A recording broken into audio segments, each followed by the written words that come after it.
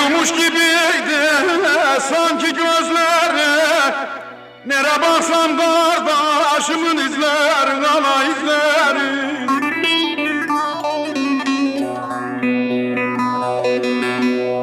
Nasıl bırakıp da gittin bizleri, ciğerlerim parçalandı kardeşim. Nasıl bırakıp da gittin bizleri, ciğerlerim parçalandı kardeşim.